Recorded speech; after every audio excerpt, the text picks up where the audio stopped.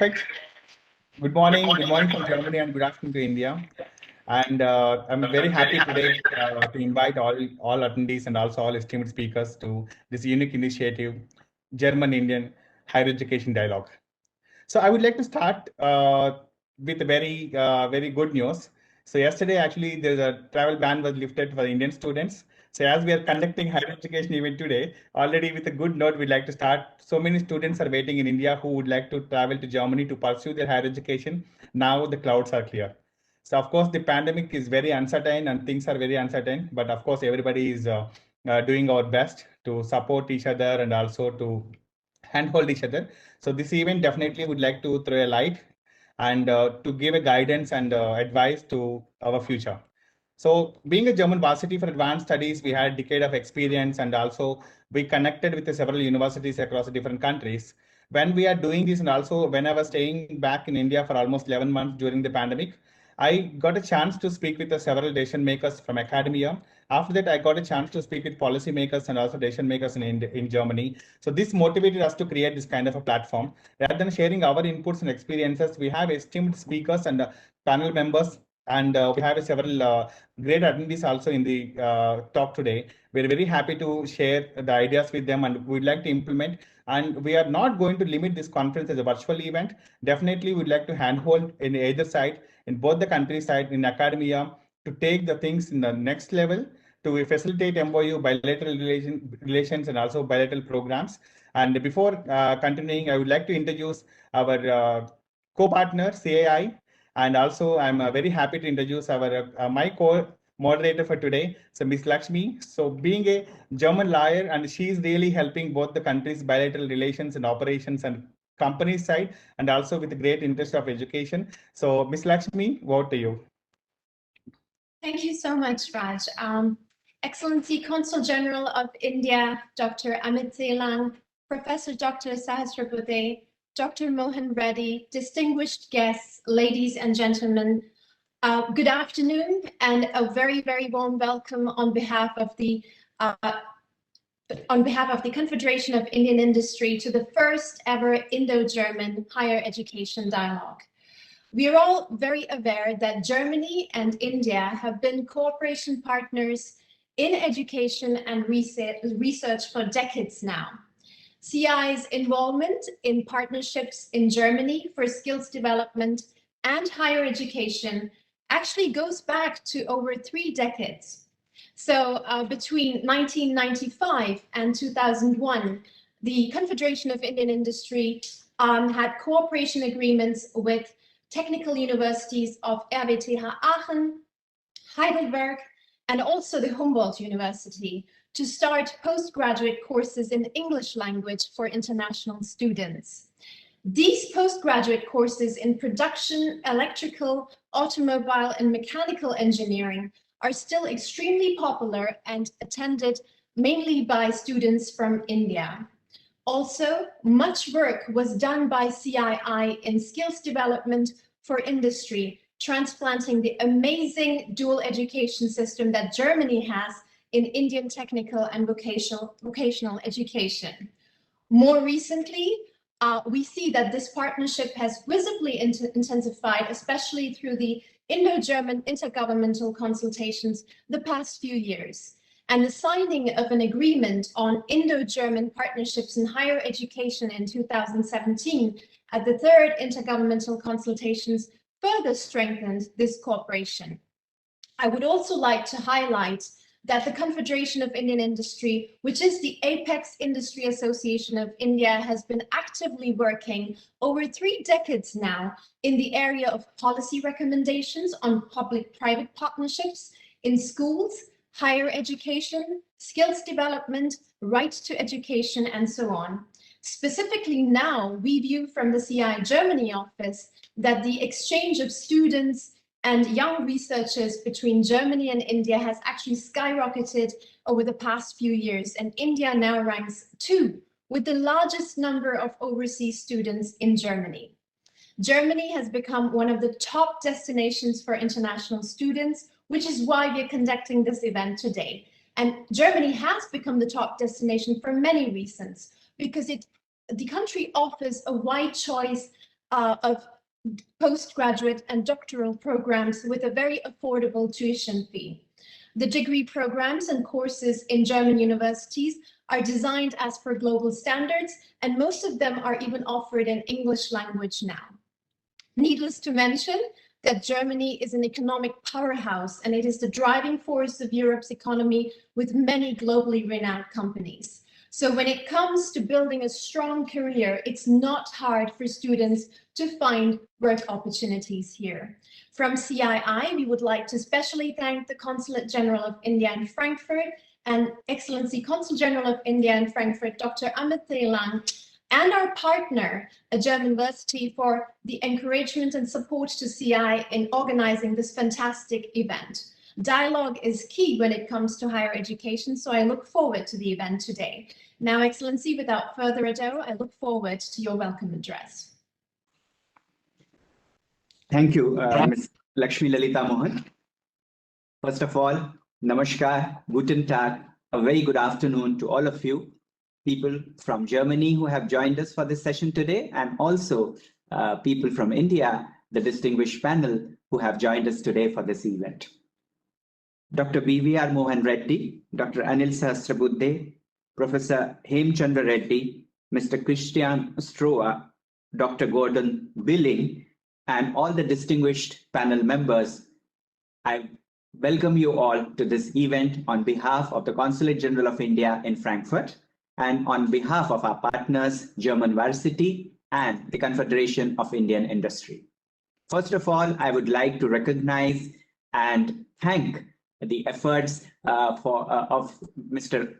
VVN Raj and Lakshmi Lalita Mohan. It's a fantastic idea, and in fact, I'm delighted to be a part of this gathering. The first German-Indian higher education dialogue, in fact, is a part of a series of steps which both the governments, the German government and the Indian government, have taken over the past many years. And as Ms. Lakshmi Lalita Mohan has rightly pointed out, this was the guidance that we received from Honorable Prime Minister of India, Shri Narendra Modi, and Chancellor Merkel when they met for the intergovernmental consultations in 2019. So emerging from those consultations, we have this excellent cooperation which is happening in the field of higher education. And it's really heartening to see how this cooperation has expanded over the many years. Incidentally, this year we are also celebrating the 70th anniversary of establishment of diplomatic relations between India and the Federal Republic of Germany. And in fact, nothing is more appropriate and apt when it comes to calling this cooperation not 70 years old, but 70 years young, because this is the cooperation which has a lot of vibrancy, a lot of enthusiasm, and a lot of cooperation happening between the young people, both from India and from Germany, as they would be collaborating and cooperating to promote education and through education, better understanding about each other's country. As I said, the idea of a higher education dialogue is not new, but nevertheless, this is one area which continues to probably attract the maximum attention of both the governments.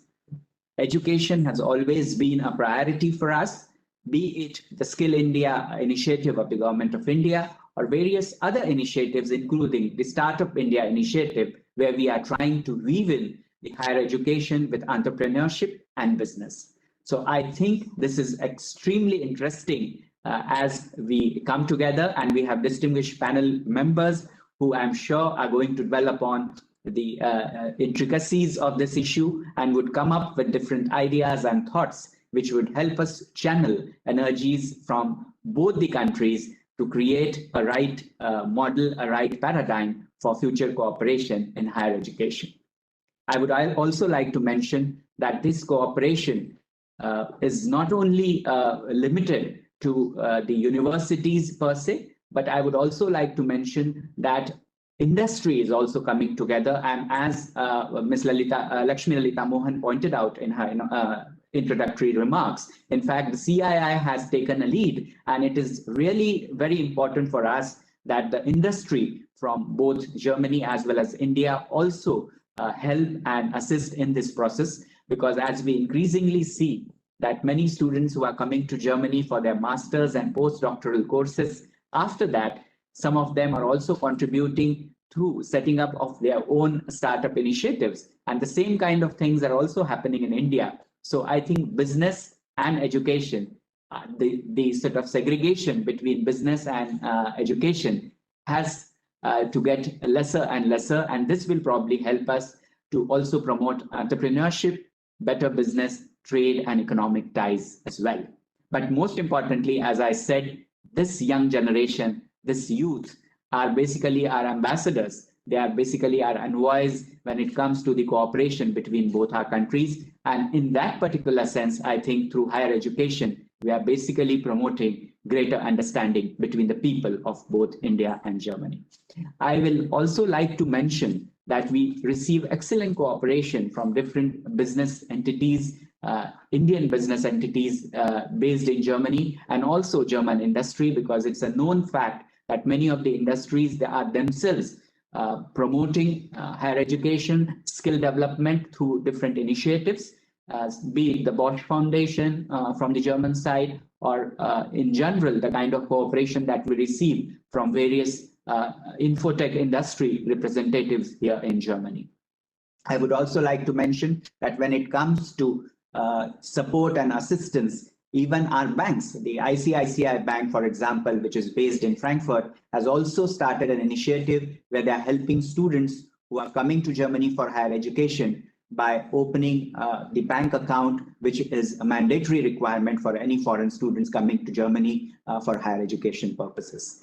As my colleague, Mr. Raj, has pointed out in his initial remarks, I think we are having this session today on a very encouraging and positive note, as last night we have seen media reports that the restrictions which were in place because of the higher incidence of COVID cases in India, the German government has decided to relax some of those restrictions. And I think this is a very encouraging development for the students who are waiting for the last couple of months, in fact, for this decision to be taken so that they can come and resume their regular studies at various universities in India. It is also a very encouraging decision for business people and professionals, as many of them who are working here in Germany and for some reason were stranded in India can come back now, and even the business and trade activities probably will also see an upswing. So I think as we begin the first German-Indian higher education dialogue, there's a lot of positivity, there's a lot of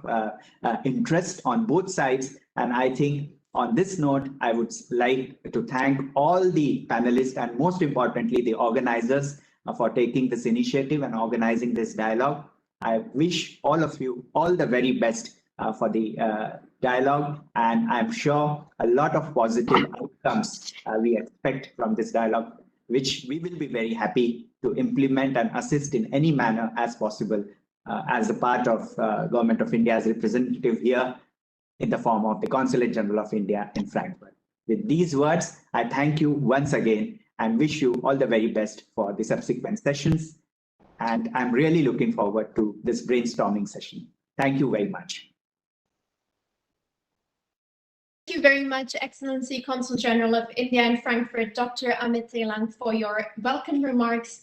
And we also look forward for the Germany and India partnership in education and research to rise even more under your guidance and leadership.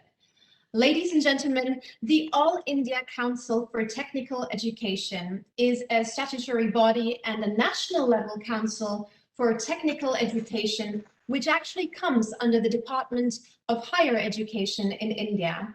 The All India Council for Technical Education, which was established in 1945, is responsible for proper planning and coordinated development of the technical education and management education system in India. Apart from the powers of accreditation, the AICTE also has major involvement in training, research and development of technical education in the country, which includes the variety of study areas like commerce and industry, trade, science and engineering, medical and healthcare, arts, environment, architecture, vocational studies, management, hospitality, food science, and many more. We are extremely honored to have our first guest of honor, Professor Anil Sahasrabudhe, Chairman of the All India Council for Technical Education, today here with us. Professor Dr. Sahasrabudhe had obtained a master's and doctorate from Indian Institute of Science, Bangalore, and was a member of the faculty at Indian Institute of Technology, Guwahati, for 11 years. He was also a lecturer at Northeastern Regional Institute of Science and Technology.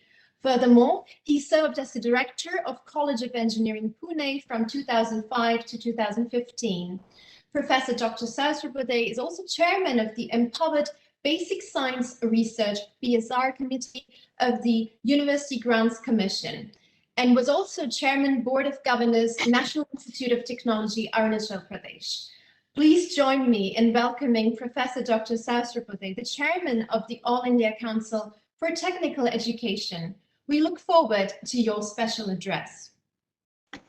Thank you, Lakshmi, for that introduction. Guten Morgen and good afternoon for those who are in India. It's a very exciting time that we are celebrating 70 years. And Dr. Amit Telang, Consul General of India in Frankfurt, rightly pointed out how our association between India and Germany has been growing from strength to strength. And the very fact that, again, despite pandemic and all the problems that we have faced in the recent past, in the last 1.5 years, the travel has been permitted and our Indian students will be in a position to go to Germany for their higher education. So this is a very important fact which has happened. We also want that German students should come to India and spend their time here. So it should be truly mutually exchange program between India and Germany. And I have had a great experience of traveling to the TU9 long back, when I was in IIT Guwahati, and I observed whether it is Aachen, Heidelberg, and we had several initiatives which we started off. You're all aware of Humboldt Fellowship, under which professors go there, postdoctorals come back, and then there is a lot of interaction which continues. And I show this as one of the best possible country-to-country interactions. Because in all other fellowships, you go there for some time, 1 year or 2 years, and come back, and then the relationship is not continued. Those who go as Humboldt Fellows, they become lifelong alumni of Germany, and then there are a huge number of programs which continue. So as part of that, I am aware of in the year 2002-03, we started off what is known as Research Academy between 3 IITs, IIT Kanpur, IIT Kharagpur, and IIT Guwahati, where I was there, and TU9. So students from Germany, in about 100 numbers, they came, and then this mutual exchange continued in terms of Research Academy, where undergrad students were given challenging problem statements, and they worked on those problems about 2-3 months with a mentorship and guidance of some senior professors on both sides, from IIT as well as from Germany. And then they presented for a week-long program. I think one of the finest programs that we evolved, and subsequently now it is opened up to all other newer IITs which came in. So it was started with 3 IITs, but now I am aware it is there with all the other IITs. One of the biggest and finest attractions about Germany is that as far as industry is concerned, in terms of especially auto industry or mechanical industry, it is one of the finest in the world in terms of precision, accuracy, and that's why all those students who are talking today of Industry 4.0, which germinated from Germany, and then now the whole world talks about that, the use of AI, IoT, machine learning, deep learning, robotics, 3D printing, all of that is part of this Industry 4.0, which emanated from there. And that's why many students would like to go there and then want to understand nuances of that. One of the other finest things which Germany's education model has, of course, now you have transformed from the old diploma program to the normal bachelor's and master's like other countries, you have followed suit. But nevertheless, the person who used to do diploma had to do 1 semester in industry, then 1 semester in academics. Actually, mutually, continuously going to an industry every now and then, which means you learn something in theory and then go and see in the practice what is happening there. Whereas in many other countries, not even 1 semester of internship does not exist in a 4-year program.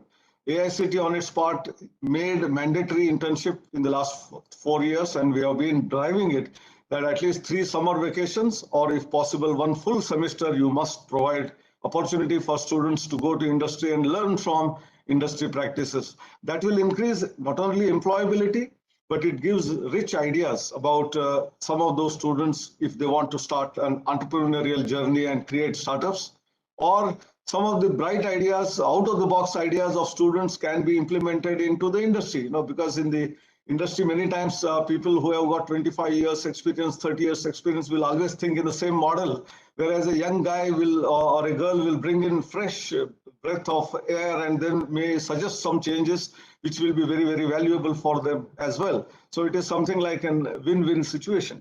So these are some of the very interesting ideas which came to my mind. And the new education policy, which has been announced on the 29th of July 2020, it's just about to get over 1 year of its celebration. We are in the month of July, another 2-3 weeks, and we will be having a full rollout of the new education policy.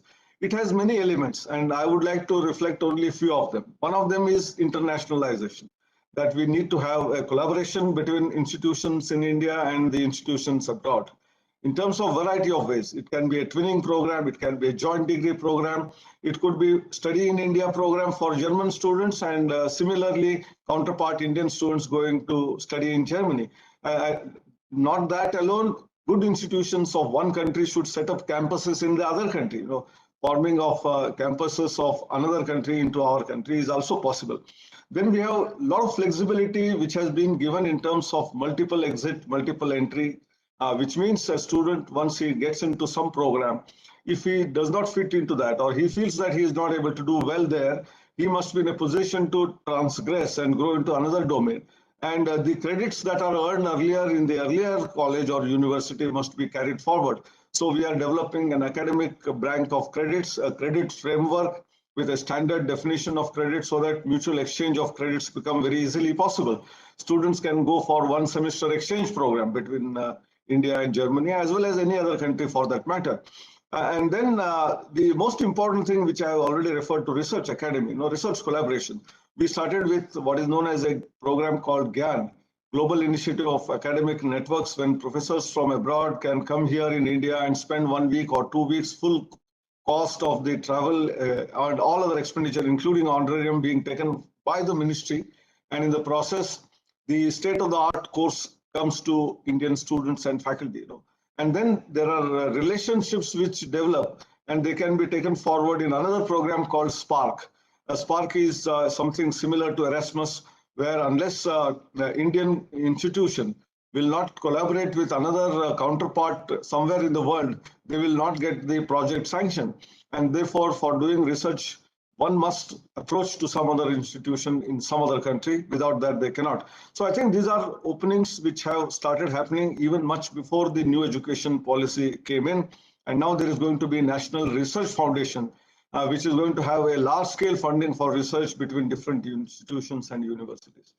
AICT on its part did some other very interesting, in the technical education field, and I would like to mention a couple of them. And before closing down, number one, to drive innovation, we started what are known as Smart India Hackathons.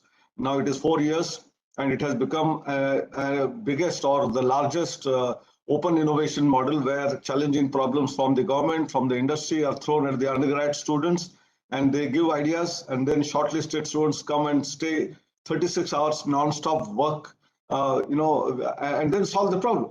It may be the first cut solution, may not be perfect, but subsequently they can continue that problem as a project in their final year and then give that technology to the industry, to the government for the implementation. So this has become biggest innovation model. And subsequent to that, we had a ranking system of institutions on innovation achievements.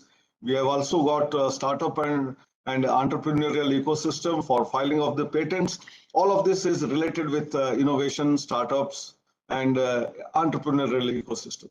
But what is important is, I talked about Industry 4.0 a little while ago.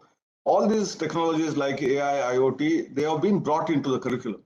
But most of the faculty members who graduated maybe 15, 20 years ago, they are not having that touch of those newer technologies, and therefore huge number of what we call faculty development programs of 1 week duration we started off 3 years ago. And in the pandemic, we are continuing using various tools like WebEx or Zoom or Google Meet or something like that. And for 5 days, morning to evening, from Monday to Friday, Monday morning till Friday evening. And interestingly, the advantage of COVID-19 was that earlier we used to have some 3 or 4 experts and drawn from nearby place because of the constriction of the travel, the cost involved, and the number of participants used to be 50. Now today we have 200 plus participants. We can get people from not only Germany, from Australia, from Japan, from Singapore. Only the time difference we have to take care, and convenience of the person, faculty, and they are from industry, they are from academic institutions. And we conducted 948 programs in this one pandemic year, and 1.65 lakh, 165,000 faculty were trained in these new emerging areas of AI, IoT, machine learning. I think this is the power of technology which we have been able to leverage. We have many other things. We have a faculty certification program of 8 modules, first time introduced probably anywhere in the world. So without going through those 8 modules, one will not be regularized as a regular faculty member. They will remain contractual. And these 8 modules take care of the training of persons who want to become faculty into the entire life cycle, including curriculum revision to how do they interact with students, to how the examinations are to be conducted, how innovation has to be driven, how the class preparation is to be made. All of that, including administrative work that the faculty are required to do, is going to be part of this training. And without that, they will not become the full-fledged faculty members in the institutions. And they have to go for 1 month of internship to industry so that they also get to know about what is happening in the industry and they can bring that value to the classroom.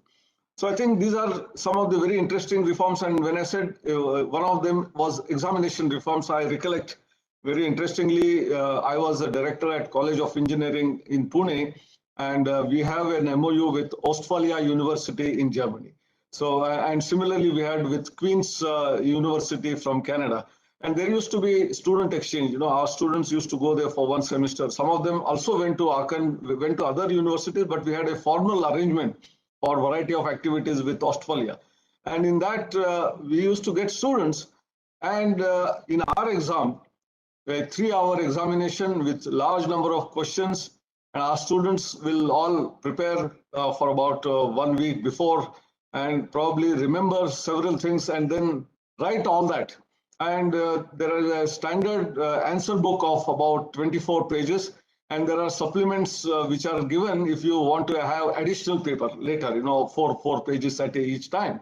And our students in 3 hours were completing these 24 pages, adding another 4 plus 4 plus 4. And the German student and the Queen student were looking at them. They said, we just can't write like this. I don't know how your people are able to do all of this. And then the problem was our question papers were such that you will be able to remember something and bring out that in the examination hall. Whereas the model which is followed in many of the Western countries is to test the understanding, to test the creativity, to test the your critical thinking ability, analytical ability, data analytics. And so our exam reform, which we have brought in, says not more than 30% of the questions can be based on memory. Rest of them, you have to think and write. And then you can't fill 24 pages because you have to think a lot and then write the answer. And then those German students came and told, sir, we got less marks because we can't write so much. So please ask us questions orally. We will explain to you the phenomenon. And that's how we realized that, our exam required to be completely reformed. And as a chairman of AICT, I have introduced these reforms. Still, we are catching up. Hopefully, in years to come, we will do better than what we are doing today. And this collaboration of 70 years, let us strengthen it. And I wish all of the people who are associated all the very best, and we'll learn from each other in this process. Thank you. Namaskar.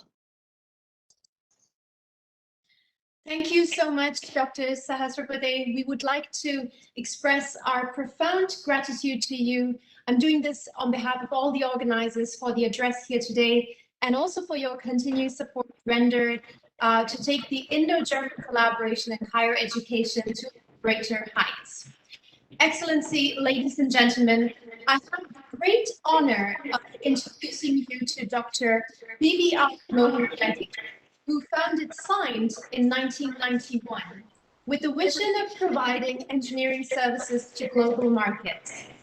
He established the in India brand and led SIGNed to contribute more than $5 billion in cumulative exports to several international customers, including many of the Fortune 100 companies. His company has created employment for about 14,000 professionals worldwide. SIGNed is also very active and has a large presence in Germany.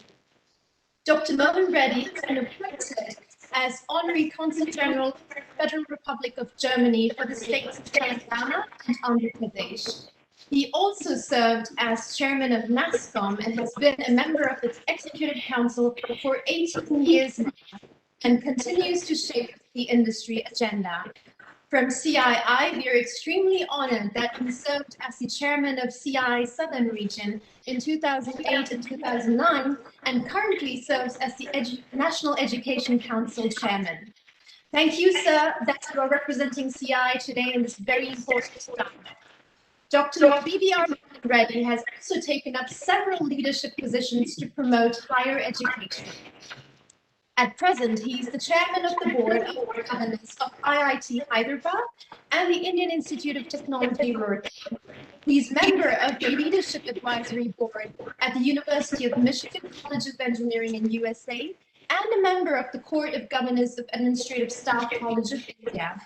Mohan Reddy's dedicated commitment to corporate social responsibility has also made an incredible mark on the lives of many, many individuals, and he's an acknowledged contributor to community, state, and our nation. Through the Adopt a School initiative, his company SIGNed has touched the lives of over 10,000 underprivileged children. This is just one of many initiatives that the company SIGNed undertakes to uplift young people. Dr. Mohan Reddy has also been bestowed with multiple prestigious awards, including the Padma Shri, India's fourth highest civilian award in 2017 for his contribution to trade and industry. Dr. Reddy, we look forward to your keynote address. Kind and generous, thank you very much. Consul General of India in Frankfurt, Dr. Amit Telang, Chairman of AICTE, Professor Anil Sahasrabuddhe, several dignitaries, ladies and gentlemen. Good morning to our friends in Germany. Good afternoon to our friends in India. I'm glad the German Varsity for Advanced Studies, in partnership with CII Germany and Indo-German synchronization, took the initiative to start this dialogue on higher education.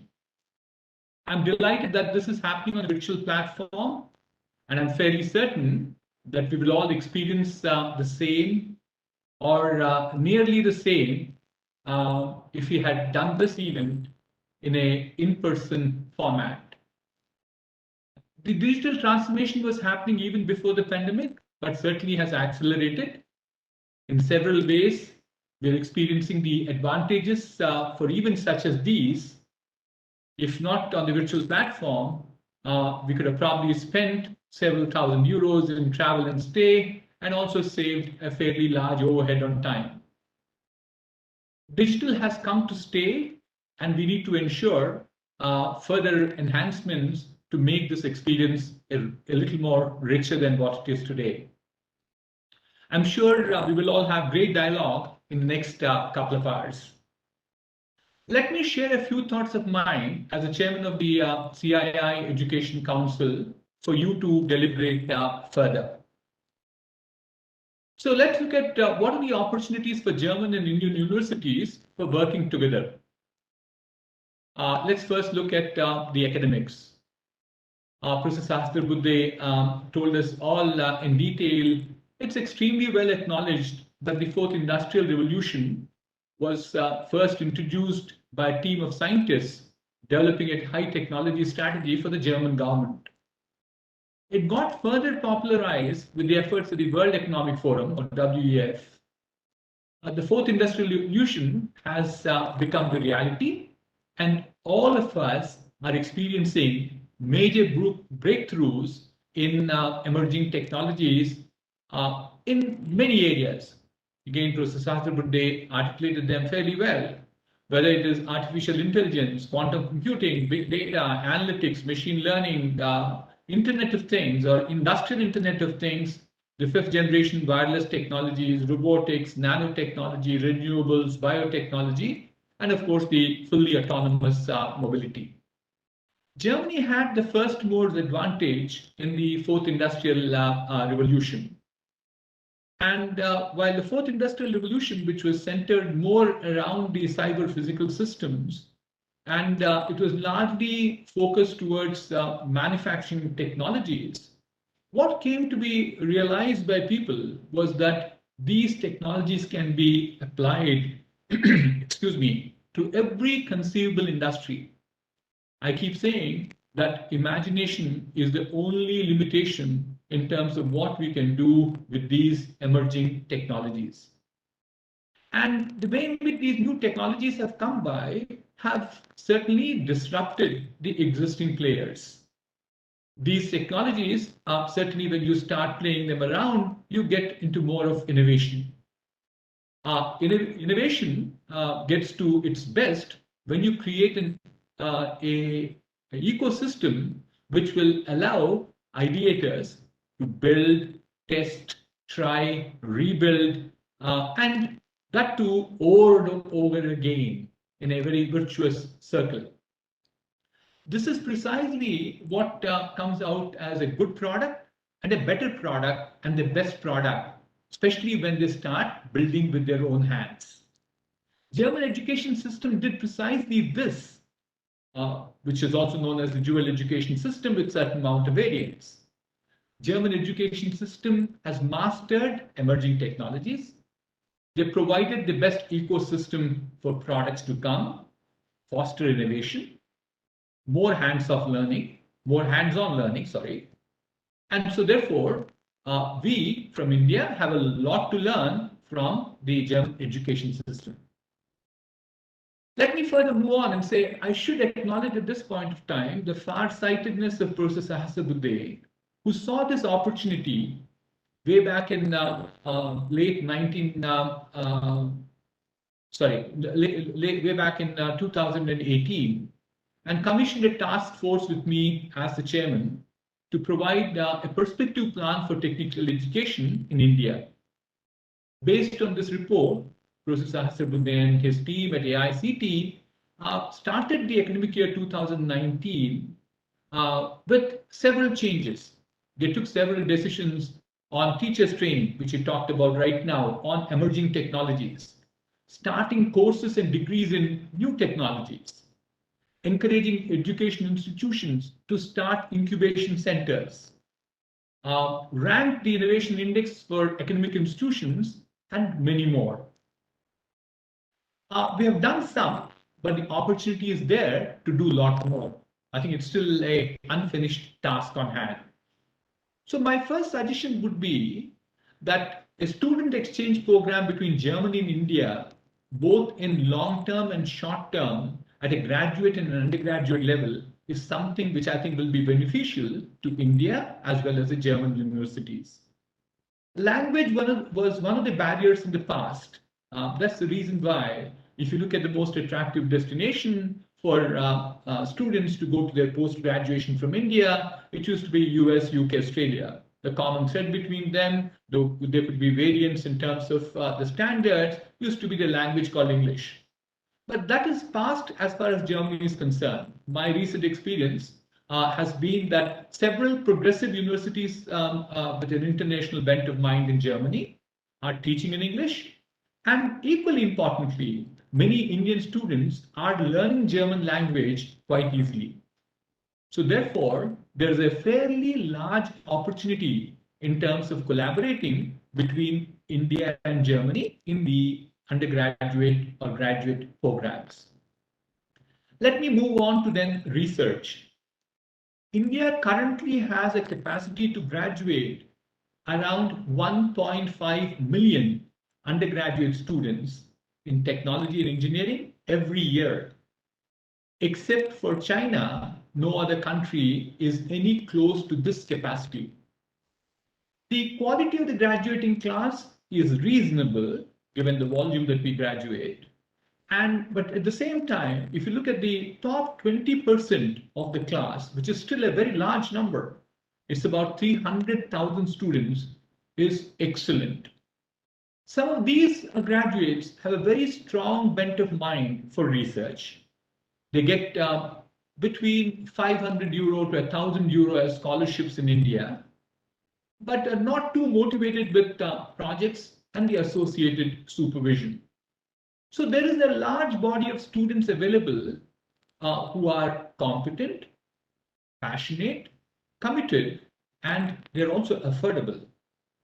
They have reasonably good supervisors, but not all of them are in cutting edge of research.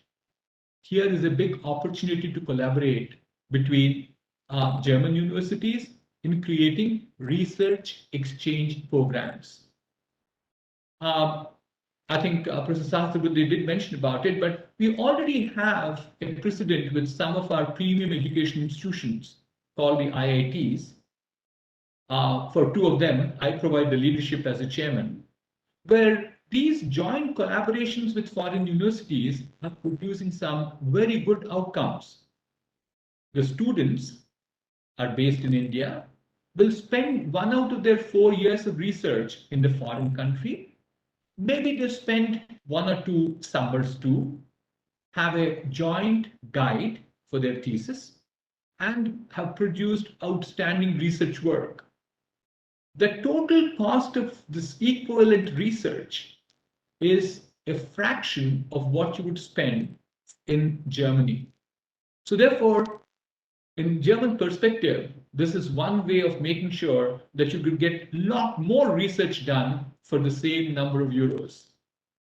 The research could also be more in application engineering, which you're very good at in the German universities, because this will also help us meet Government of India's objective of Atmanirbhar Bharat.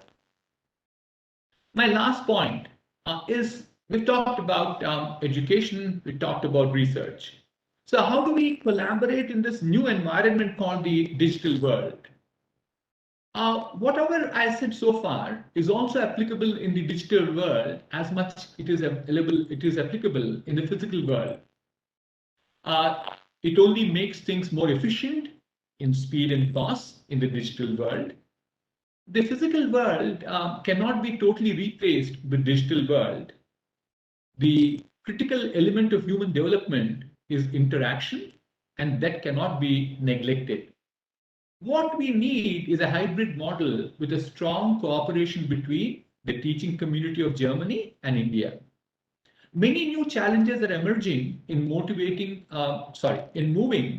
to the new digital world. Certainly, students in India have challenges in terms of having connectivity and devices which are low cost and which are affordable. And certainly, I think we need a sizable amount of help in changing the pedagogy. The delivery mechanisms which are undergoing change since the students are also changing. And I keep saying that the social media distractions for the students are lowering the attention span consistently. So therefore, we require to go back and revisit the way in which we deliver to our students. And several experimentations are going on in India, whether it is the flipped class, the fractals, and so many others. But I think we can collaborate quite intensely. There'll be a lot of change also in the future of education. And this needs advanced research, which can be another area of collaboration between Germany and India. So in the new digital environment, we have a lot to cooperate. Therefore, there are lots of opportunities for collaboration in teaching, research, and future of education. At CII Education Council, these issues are being deliberated with all stakeholders. We actually are engaging the Government of India, we engage the several state governments, we engage the education institutions, the parents and the students too. And on behalf of CII, I'd like to assure our German counterparts that we will be very happy to provide any assistance to them.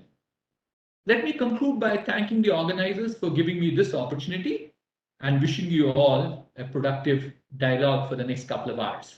Thank you. Thank you so much, sir. Well, Excellencies, ladies and gentlemen, Dr. D.R. Mohan Reddy's keynote wraps up the enormous potential that lies ahead of both India and Germany with regard to education and research. Thank you so much, Dr. Reddy, for your leadership and enormous contribution and work in the field of education. From CII, we certainly look forward to your continued guidance. Ladies and gentlemen, I would now like to hand over to my colleague Raj, who will take over from here. Thank you, Lakshmi. Thank you. And thank you, eminent speakers. These are wonderful inputs. Small announcement. Our CG sir, Honorable CG sir, at the meeting. So our Consul Ramkumar sir and also the Education Officer Ms. Mrudula is joining from the Consul side. And just moving forward, thank you once again to all eminent speakers. And now I feel responsibility to continue for introducing the next eminent speakers and also to organize the panel. So I'm here to introduce Professor Dr. Gurinder Singh sir from Amity University. So welcome, Professor Gurinder Singh sir. So I would like to have just a minute to introduce Professor Gurinder Singh. He has an extensive experience, more than 25 years in institutional building, teaching, consultancy, and research industry. He holds a distinction of being the youngest founder pro vice chancellor for Amity University for 2 terms. He has received more than 25 international and national awards and has graced a host for several TV shows and talks and during the channels. He is internationally recognized as a known professor, and he mentioned as an expert and a champion of hearts for students. So, sir, we heartily welcome you. Very sorry for the little delay in the schedule. I know you are already running with the next webinar. So we heartily welcome you, sir. Over to you. Thank you, and very warm namaskar to all the participants, and very good morning and good evening to all those who are from Germany, from India, and other parts of the world. Our very distinguished Consulate General of India, Excellency Dr. Amit Telang, Dr. Anil Seshwardhi, Chairman of the All India Council for Technical Education and a good friend of ours, Dr. Mohan Reddy, the Chairman of CII Education Council of Republic of Germany, Mr. Raj, Dr. Venkat Raju, Ms. Lakshmi, who works very closely with Amity, Dr. Arnold, and Dr. who is our representative in Germany. Ladies and gentlemen, it's such a privilege to speak to you. Very briefly, I would talk about Amity Group and the opportunities which are in front of us and how we can strengthen the bond between German education system and between the Indian education system. First of all, few statistics I would like to give so that you know that what are the strengths of Indian education system and what we are producing. And we know that the German education system has given some of the brightest engineers. We know Germans are the best engineers of the world. We know German education system is very methodical, based on the practical inputs and the kind of internship experience they give to everyone, and also integrating education 4.0 with the industry 4.0. But let me talk something about my country, India, the country who is now poised to become one of the largest economic powers of the world. If you today look at the world, 19% of the faculty members of the Ivy Leagues, of the Russell Group of universities, and some of the top universities, they are from the 19%. 23% of the PhD scholars at MIT, at Stanford, at London School of Economics, at Oxford, at Cambridge. If you look at top 50 universities, they are from my country. They are from India. 20% of the top CEOs of the Fortune 500 companies, which includes Google's, which includes Microsoft, and which includes some of the top brands of the world, they are either from India or from the Indian origin. 24% of the most successful enterprises, startups, which have taken birth in the last 2.5 years, they are from India. So world has to understand India and India has to understand the world. And I think one of the strongest things which we have done in the new education policy is that we have tried to liberalize the education system. And there are a number of opportunities, I think, that where the German institutions and Indian institutions can work together. Before I come on those exciting opportunities, let me talk about Amity University and what we are and what we do and what we're looking forward from the German institutions and universities. Amity University is the largest private education group of India and the only education group of India which has got 11 universities in India with 175,000 students, with more than 10,000 teachers and faculty members, with 28 schools and preschools, and with campuses in London, Dubai, Singapore, New York, San Francisco, Mauritius, Nairobi, Paris, Tashkent, Vladivostok.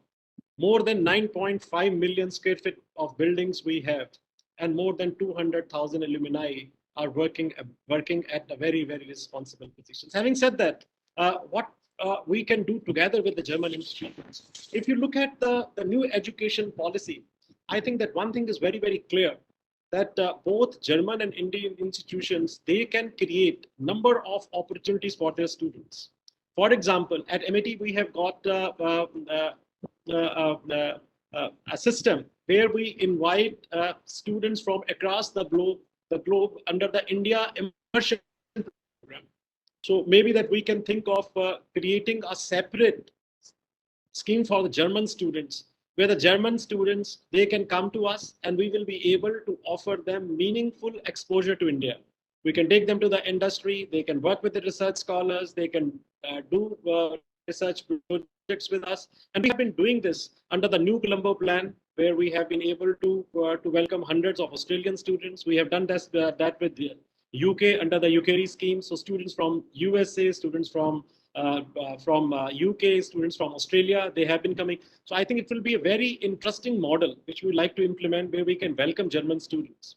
Similarly, we will like to send students to Germany on similar internship and practical exposure. So I would request that maybe that if we can work very closely with the German universities, where we can bring large number of Indian students to Germany to work on very, very interesting projects. And we have got a very interesting model called Internship Abroad Program, where a separate department runs it, where we give practical exposure to the students abroad. Another area can be joint degree programs and having a campus in each other's country. As you know, that Amity has got a campus in 15 countries. We would like to explore the opportunities that how we can have meaningful presence in Germany and how we can invite German universities to open their campuses in India. Another area where we think that we can explore is that how we can do twinning programs, where a student can do and start a program in India and then can do part of the program in Germany and then can again come back. So this can be 2+2 model, this can be 1+2 model, this can be a research model also. And another area where we want to explore is that how we can do joint research. For example, if you look at large number of students from India, they go for a PhD program. So can we have a system where one guide can be from India and one can be from the German university? So I think these were few areas where we thought that we should be able to look at articulation, joint campuses, joint degrees, twinning programs, internship abroad programs, and joint research, especially filing joint patents. So these are few areas which I thought that we can work together. But such a pleasure to speak to all of you, and we look forward for a meaningful partnership for all times to come. Thank you so very much. Thank you, Professor Singh. It's really enriching and also really educating with your statistics. We'll be very happy to have you today, and thank you very much. So you noted what Indian universities actually should look forward to the research ecosystem. And also, I also several times share with universities and students, it is not a free education, it is a funded education, which is funded by the German taxpayers. We should take very seriously. And yeah, thank you for actually giving that such a nice insight. As you mentioned about the German university ecosystem, now I feel privileged to introduce the Indian university ecosystem, who is actually coordinator and maybe the decision maker of Indian university ecosystem in one of the state, Dr. Hemachandra Reddy. So welcome you, sir, to the panel. And with the welcome remarks and just a introductory note, I'm very happy to introduce Dr. Hemachandra Reddy now. So Professor Hemachandra Reddy has a prominent experience in education and has a demonstrated history of working in the education sector. He guided a few tens of PhDs and received several major awards. And Anna University National Award for the Outstanding Academic Excellence from ISTE India for the year of 2018 is a remarkable one. He's also the unique administrator who stands behind students' knowledge and faculty of the AP colleges and serving in an ideological position as the chairman of Higher Education Council of Andhra Pradesh State. We welcome you, sir. Looking forward to hear from you. So, Professor Hemachandra Reddy, so over to you, sir. Thank you, Raj, for this wonderful opportunity given to me. Dr. Amit Telang, His Excellency, the Consulate General of India, and Padma Shri B.V. Mohan Reddy Garu, Dr. Anil Sahasrapati Garu, and all distinguished panelists, delegates, both from India and Germany. Greetings of the day. I was so passionately listening to Dr. Sahasrapati and Dr. B.V. Mohan Reddy talking about various perspectives of higher education. So, Indian higher education system is a considerably huge one in terms of the volumes. Particularly, I am representing a state called Andhra Pradesh. I am working as chairman AP state. And I am representing a volume of 1.2 million in one state of this country. Now, hugely, my strong point is the undergraduate education. Main focus is in undergraduate education, and we are slightly skewed towards the science and engineering programs, and our strength lies there. Over a period of time, we started multiplying the capacity, enhancing the capacity. I think I should say in the last 2 decades. I'm getting a feeling that we compromised a little on the quality of education because we started turning out major numbers, and the very fact that we have increased our GER from 11 to 34.7 over a period of 15-16 years itself talks about the capacity enhancement that we did. In the process, we started preparing students for the examinations by which we evaluate their knowledge and award the degrees. So Dr. Sahasrapati was mentioning about the testing, the skills that we test are memorizing and then reproducing on an examination. But then at an appropriate point of time, the national education policy also rolled out in the country, and it has set a discussion, kick-started a discussion. And Andhra Pradesh also wanted to utilize the opportunity in the best possible way. And we have brought in quite a few reforms. And like you said, everyone is feeling that we wanted to, give away the rote learning practices, and then we wanted to bring in innovation and experiential learning into the education system of Andhra Pradesh at least. And very quickly, we have completely redesigned the curriculum. We brought in at least 30% of the courses which are skill-oriented. We give a lot of flexibility to the student, and student can choose a program within the college, or he can choose a program online somewhere, whichever he likes, which is being offered by other countries or reputed industrial houses in this country, and carry back the credits for the award of the degrees. We almost gave enormous flexibility to the student, and the academic institutions and the departments, they can plan. And we also gave flexibility in terms of, the learning pace at which the students learn. So with all this, essentially, we tried to change the direction of higher education from the mundane or the theory stuff, content that a student learns in a classroom to experiential learning, experimental and innovative learning. So, and at the same time, pandemic gave us this wonderful opportunity of digital tools, and with minimum difficulty. I'm quite happy to say that with minimum difficulty, the entire state could adapt to the digital learning models, virtual learning models. In no time, we could set the entire 1.2 million student community hooked onto the net, and thereby start learning from the teachers. Essentially, the state of Andhra Pradesh now wants an education system skilling to go at a large scale. And we know our inherent disadvantage or difficulty is our higher education system. The manpower that we've created so far is not confident enough to handle all kinds of emerging skills, and therefore the government is parallelly thinking about developing a skill university with about 30 skill colleges attached to it, so that these institutions can handhold the higher education institutions of the state. So we brought in flexibility. We wanted to bring in skill. And not only that, the government of Andhra Pradesh is very particular in creating a few verticals, particularly in the areas of the carbon fiber, energy, hydrogen fuel cell vehicles, and digital and precision manufacturing, robotics, and artificial intelligence. So these are the verticals that we are trying to create now. Now the capacity building is to be done initially, and thereafter, we should expand it so that it can reach the masses. Now here exactly we are looking at the collaboration.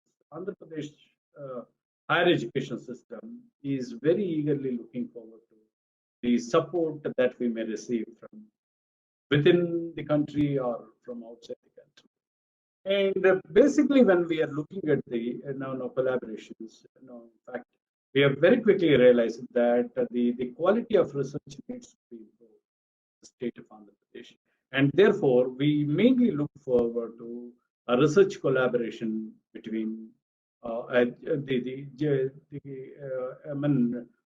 tech-savvy country called Germany and the state of Andhra Pradesh. Basically, to facilitate this, we already made a few moves. We created Andhra Pradesh State Research Development Board in my office. The very purpose of creating this is to ensure a coordinated effort and then promote multidisciplinary research and promote collaborative research. So with this idea, a research board has been established, and we need some guidance, we need some handholding, and we need some support from outside. We are very eagerly looking forward to this kind of support from the other countries. And the second thing is, as we started moving from the rote learning to the skilling of the undergraduate students, quite obviously we need to evolve the methods and methodologies, which can ensure quality skilling programs for the students. So when we look forward to the outside help, we are all looking forward to help in terms of benchmarking the skilling programs, and then give us a sense of what is high quality skilling, so that we can replicate, we can expand, multiply in the higher education institutions. So basically, the state of Andhra Pradesh is now very open, and we want to make use of the digital technology. We want to put this digital technology to the best use of the people of Andhra Pradesh in terms of skilling. And also, I must inform you, the state government took a very major initiative of providing remote learning centers in almost every village. When I said every village, it is in around 15,000 places in the state of Andhra Pradesh. So remote learning centers where you have an established seamless internet connectivity, where digital learning library is created. And not only that, the government of Andhra Pradesh, upon our request, has come forward generously and agreed to provide laptops, computer machines to almost all the students of the size of 1.2 million. So the infrastructure, we are getting it ready, and we wanted to give the best possible opportunities to the students. And the internal capacity may not be sufficient. We are looking at capacity building. We are looking at people to come and handhold us for some time, so that we can build our capacity and grow further, so that we raise our level and in a way that we match the levels of the international community, thereby create a brand for the state of Andhra Pradesh. So the efforts are quite serious in the state of Andhra Pradesh. We are looking for the kind of help. I'm very happy, Mr. Raj, you gave me this opportunity to participate. Maybe I'm No, that's looking forward. Thank you, sir. Because the inputs what is given, the inputs really reflected what is actually the ground reality and ground resolutions taking the state level. So that is the reason actually in the panel we carefully also selected actually the representation from the university consortium from Germany and the representative from the state universities and colleges consortium. Then actually we can really match actually where the gaps actually we can connect. And now this is my responsibility to introduce our next special address. Exactly from now we are talking about academic exchange, how it can happen between Germany and India. So I would like to invite Dr. Christian Stover. He's the head section of the scholarship program in Asia and Pacific at the German Academic Exchange Service in Bonn. Prior to the service, so his responsibilities included the large-scale co-funded projects in Asia, North and South America, Europe, and Israel as a team lead. His international experience includes teaching positions as a DAAD lecturer at Dublin City University and Ireland University College of London, as well as positions as a deputy director of a DAAD London office from 2010 to 2013. Since 2017, he is responsible for the section covering scholarships to and from Southeast and Southeast Asia, as well as including DAAD funded lectureships and also several programs in these regions.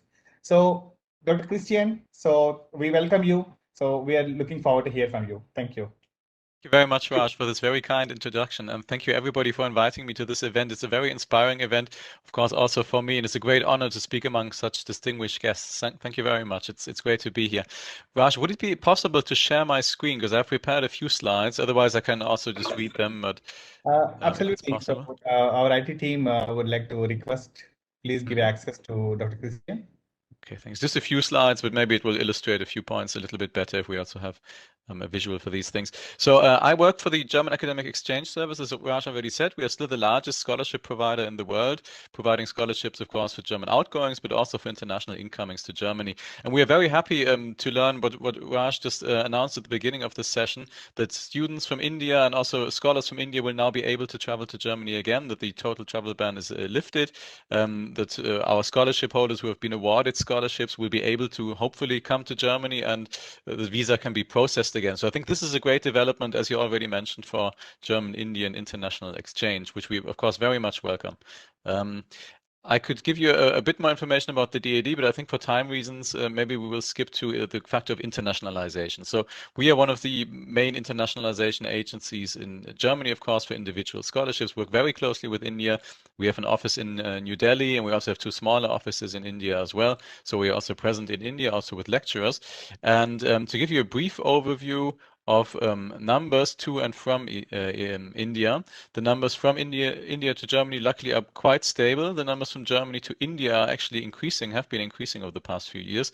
And of course, as has already been mentioned many times, the second largest group of international students in Germany is from India, a very large group, and we're very happy about this. And against this backdrop, it's even more important, I think, also for German universities that travel from India to Germany for study-related and research-related reasons will be possible again. I hope you can see my slides now.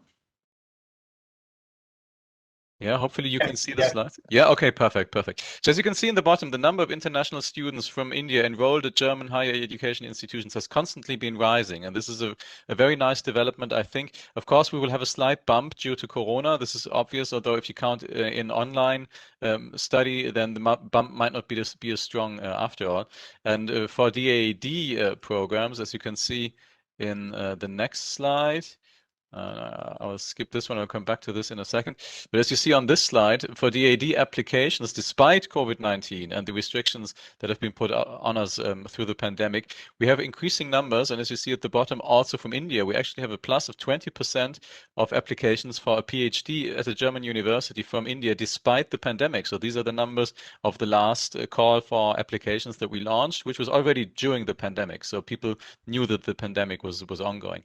This is surprising for us, to be honest, but it's also it's great to see, and we are of course very happy about this development. Hope that we can keep it up, and with the restrictions now lifted, hopefully these PhD students will also be able to start their PhD in Germany. If not, there are many different options which the German higher education institutions and the DAAD developed together. First of all, scholarships and also studies, of course, can be continued in Germany as planned if people are already in Germany or are able to travel to Germany. The other option is to continue online from the home country, so from India, online studies in Germany. This is also an option that a few people have taken. Of course, time difference is always an issue, and if you have a supervisor, it's of course always better to meet face to face. But as you know, the German universities, at least in the past semester, also switched to online teaching and research. So even here in Germany, you would probably sit in front of a screen for quite a while. Pausing the scholarship is an option from our point. Postponing the commencement of the scholarship, ending the scholarship. Of course, this is the least favorable option, and in most cases, scholarships could be continued. And we are also offering now online scholarship holders meetings. So meetings that used to be physical, face-to-face are now still face-to-face, but on the screen. And this is a format that is actually working quite well, and that we, of course, could also think about for the future, since once the pandemic is over, hopefully when it is over, of course, the other issue is sustainable development and climate protection. And also against this background, we are currently considering various options of how we can still make sure that students and researchers can network amongst each other, but maybe that we can also take into account that students, some of them will be in India and some of them will be in Germany. So this next slide we already had. On this slide, you can see this is a questionnaire that we did amongst German universities. And here you can see the implementations that German universities have made to support international students in times of Corona, in times of the pandemic. And as you can see, virtual events or webinars, this is a very very strongly favored option. 73% of the universities that we asked in this questionnaire are offering these measures. Also increased information to international students on health, safety, and welfare issues. I think this is more important than ever at the moment.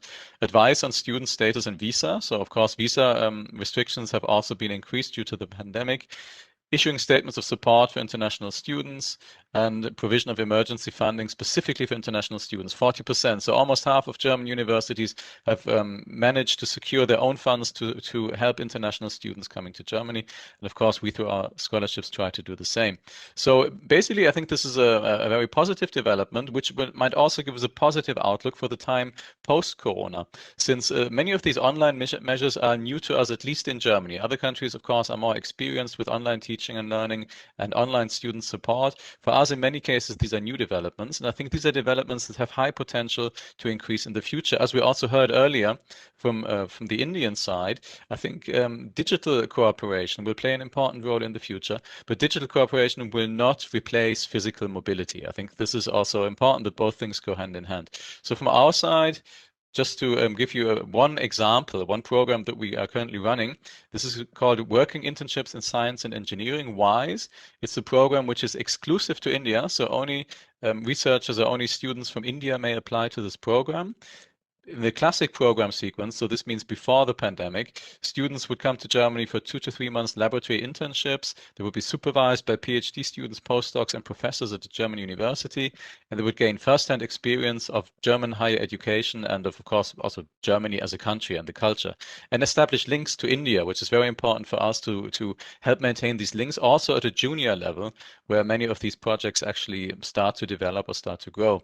So due to the pandemic, and this is just to give you one example of how things could also be improved or added value in the future. We have now switched to an online format, so the internships will be run online.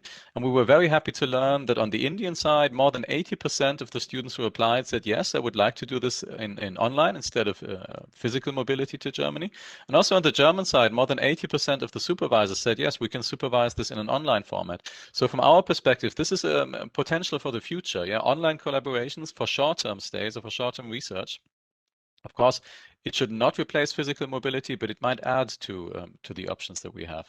We are offering accompanying language courses online, and we have a final block seminar in which we also have online plenary sessions with the supervisors, with the students, with other stakeholders, including representatives from German industry in India. For example, Lufthansa will also be present here. So I think this is a format which holds potential for the future. And since we are speaking about the future, another potential that we maybe are realizing through this pandemic is that online exchange, online scholarships can provide access to a whole new group of students and researchers who so far were maybe not mobile. For example, because they had family issues, yeah, they could not leave the country because they had to take care of maybe a family member, maybe for health reasons, maybe also for monetary reasons. Yeah, there are many reasons why students might not be mobile, but why they might also be a great contribution to German-India cooperation in higher education. So this is something that we are thinking about for the future. I do think that the future looks good and looks bright, especially if you take into account that the interest is increasing on both sides despite the pandemic, that restrictions have been lifted, and that we have on both sides developed new measures which hold high potential for the future and for future collaboration. Maybe for time reasons, I will stop here. I'll be very happy to share my slides with you after this presentation. I would like to thank you all very much for your attention and for inviting me here. And I enjoy the rest of the seminar. Thank you very much. Pleasure is us, Dr. Chavan. Thank you very much for such a wonderful insight, and also sharing some opportunities exclusive for Indian students. So I'm sure actually we have several attendees from the universities and also the student aspirants in the attendees. So they'll be definitely understanding, like, what actually the consortiums and clusters of universities actually talking about, and also the academic exchange activities, what is happening with Germany. Thank you so much for actually, providing this kind of insight in a short time. And please excuse us for delay in the time. And I can totally understand we are running late. And we unfortunately stop and accelerate the inputs, because such a great inputs and also the people, the eminent speakers are providing. Really, it is a very enriching and learning. And once again, thank you for actually creating this kind of the event with our partners in coordination. Even now we are having Ms. Mridula and Mr. Ramkumar from the consulate, actually, who are coordinating the event, actually, even though CGs are actually need to rush to some urgent meeting. But we are very happy to have this kind of platform. Now, until now, we actually talked about and we shared information each other about from the policymakers and also from the different different agencies and different academic exchange. Now we are getting into some kind of a panel where we can actually have the insight, the views from the universities. Before that, as we are actually, as CGs are also mentioned, there is several other services also offering by the Germany and also the different companies here. One of the key member of the CII would like to share their video, what student actually can get a advantage out of this. So I would like to ask IT team of CII, please share the video from the ICSA, what can be useful for the students here.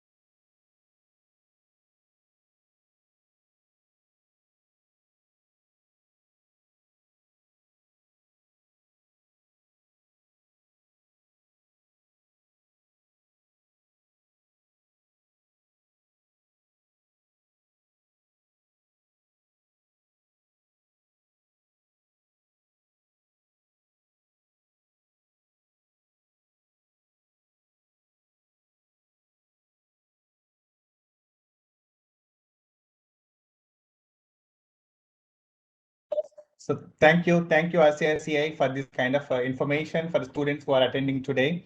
And so now I'm very happy actually getting into some kind of the panel where we can also see what professors and universities between India and Germany can do it. And in the panel also we are having the very unique representation from Indian University and University from Applied Sciences and University of Technical University and also the private university. So we can actually have a different perspectives of different educational bodies, how actually they can take it forward.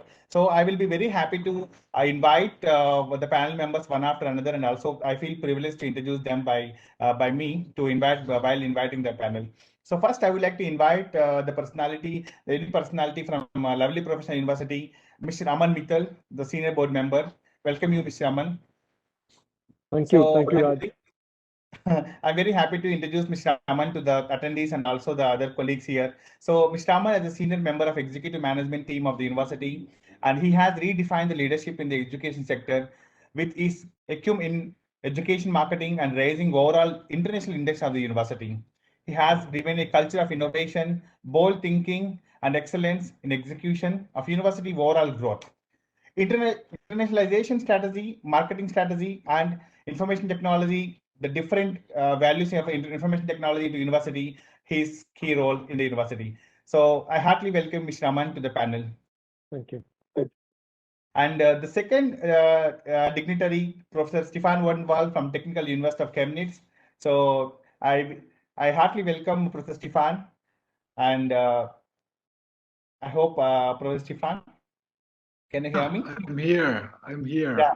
Okay. Thank you, Professor Stefan. Good afternoon. And, I feel privileged to introduce you, Professor Stefan, to all the members in the session. So, Professor Stefan Odenwald, he's a pro vice dean of sports engineering, and also he's expert in sports equipment and technology under the Faculty of Mechanical Engineering. He has more than 7 tens of publications and taught several hundreds of students, including Indian students. And I was also actually one of the PhD topic actually I did with him in TU Chemnitz. And he visited India a few times already, and always in his visit, he always used to have a blend between education and industry. And he also currently designing several master programs, and where it can be like the blended learning of master programs, and also the presence having in India and also in Germany. And definitely his input is going to be a great light way to several partners in the university who are interested with. So thank you once again, Professor Stefan. Welcome to the panel. Thank you for the kind introduction. Thank you, Professor Stefan. So the next dignitary, I would like to invite the management leader, or maybe the international expert from University of Reutlingen, the head of international office of Reutlingen, Professor Veit. Professor Veit, welcome you to the panel. Thank you very much. I'm here. Thank you. Please allow me to introduce you to the attendees and the remaining panel member. So Professor Veit currently in the Reutlingen University as the head of international office since more than 30 years as the head of international office in Reutlingen and Department of International Office, Institute of Foreign Languages and Intercultural Communication and international programs. So he's actually having multiple roles and multiple shows at Reutlingen University. In 1993, he's appointed as a visiting professor in different universities in China and US. And from 2003 until 2015, he is elected board member of German Academic Exchange Service, and also he's a member of NAFSA and also IE. And Professor Veit has actually the various roles in the internationalization, and definitely last week only I was there with him, and actually we are going to see the several resolutions towards the education of internationalization towards India. So thanks once again. Welcome once again, Professor Veit. Now, I would like to introduce Professor Bertram Leumuller. So welcome to the panel, Professor Leumuller. Hello, yes. Thank you.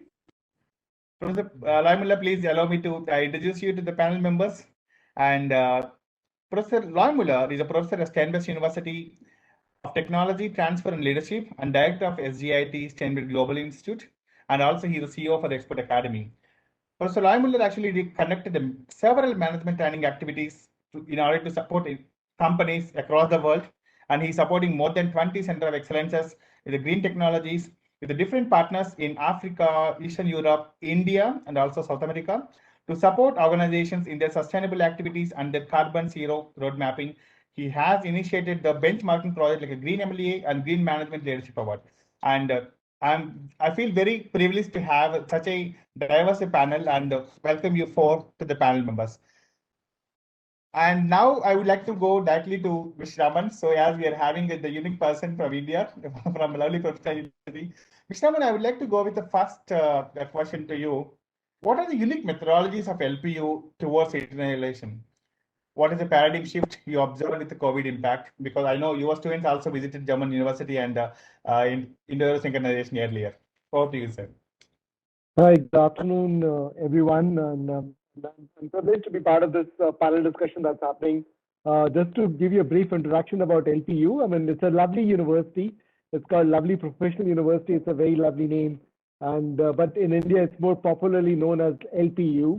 And I've been heading all the internationalization and the marketing initiative in the university. I'm very fortunate to tell you that now LPU is one of the most internationalized university of the country with tabs with more than 200 universities across the globe. And we've been working with the German university for quite some time.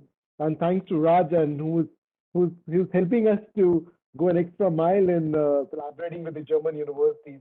And recently, we've been working with in the European Union project, where the Otto von Guericke University is the coordinate member, and we are doing a project in the green energy with the German university. And we've been involved with a lot of other work on the internship and student exchanges with the various universities in Germany.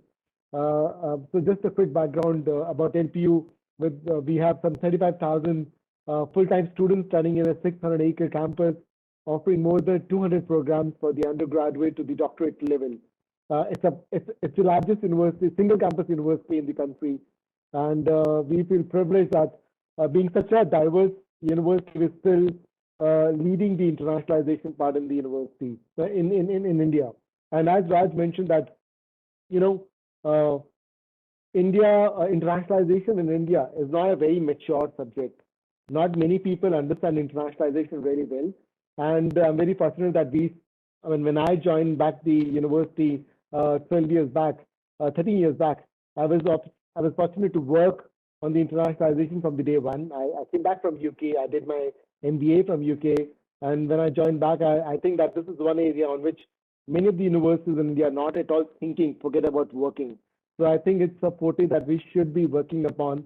And if you ask me what has been your core success mantra, I would say I think it is more about the experimenting and reaching out to the people. A lot of time people don't go out and experiment and don't invest money and time and energy into it.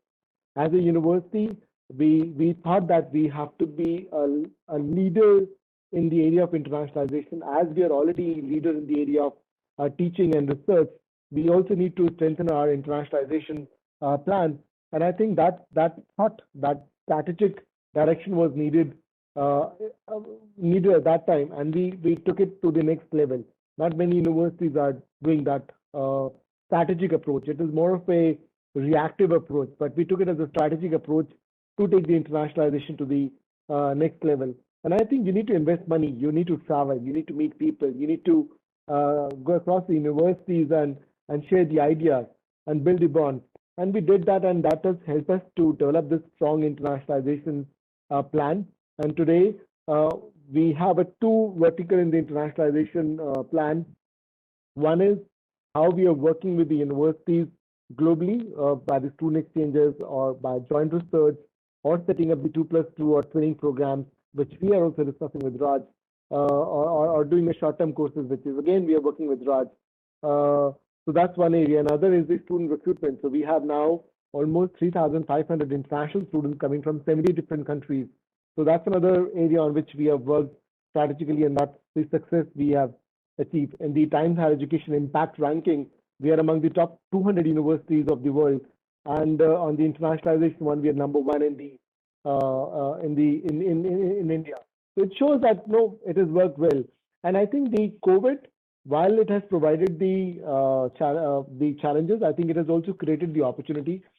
In the last 1 year or so, we have signed almost 100 plus MOUs with the universities all across the globe. because we thought that it's an opportunity where we can connect with people more often through the virtual meetings platforms like what we're using today, and that has helped us to have a detailed discussion with them. It was during only the COVID time that we won another European Union project where LPU became the lead coordinator, and it's almost a €1 million project where LPU is the lead coordinator. It is during the COVID when we won another $8 million project, a government project in Mongolia. So I think while COVID has provided the challenges, it has also created the opportunity of connecting more often or more frequently. So that's why I want to kind of initiate my discussion with. Thank you, Raj. Absolutely, absolutely, Mr. Raman. I mean, I'm really happy to listen to you, and congratulations for both of your projects. So it's not only limiting to exchange and creating a program, and I know your team is always connected with me in order to create the curriculum and invite the international expert professors to your university. So I'm very happy and congratulations. And now I would like to move on to Professor Stefan. So Professor Stefan, so the question to you. So TU Chemnitz is located in the east part of Germany, and also the several international activities are happening with the university. And being actually the university located in the eastern part, and what are the higher education and research opportunities for international partners? And what is your views on earlier conditions and also now the pandemic conditions as everything is redefining as a new normal? So what is your opinion now, Professor Stefan? Yeah, thank you for this wonderful question.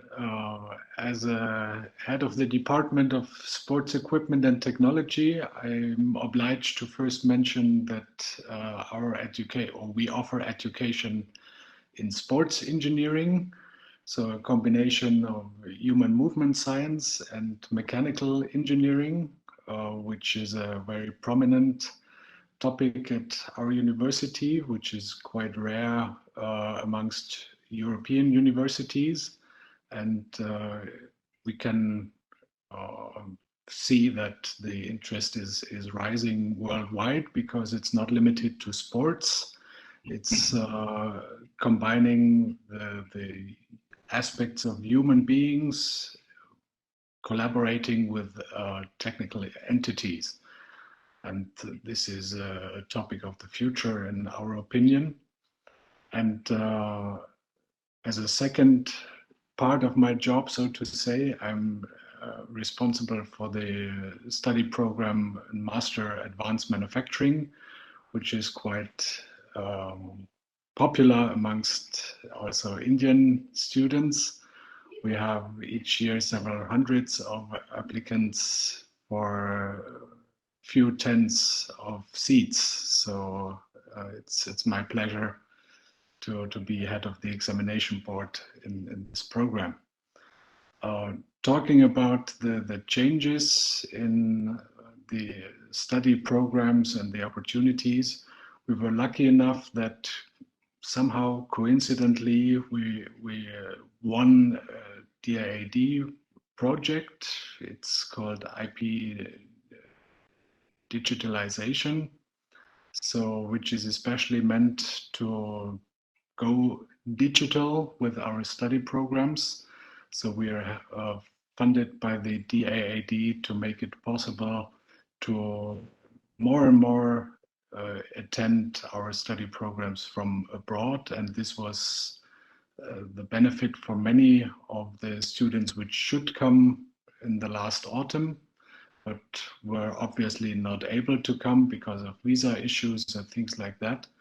So digitalization and the huge leap in digitalization, which was covered also in the contributions from my dear colleagues in the talks before, helped us a lot in progressing, and it will help us hopefully also in the future in terms of more blended learning and covering more individuals' career plans of the students like we were able before the pandemic.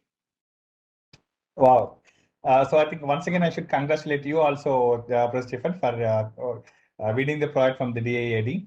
And definitely I'm sure this kind of the digitalization of the programs and not only during the pandemic, maybe in the future, but especially across the international borders, I feel it definitely will work. And also the university partners and also the policymakers in the session today definitely get advantage of it. And I'm sure I might need to arrange bilateral meetings after this session.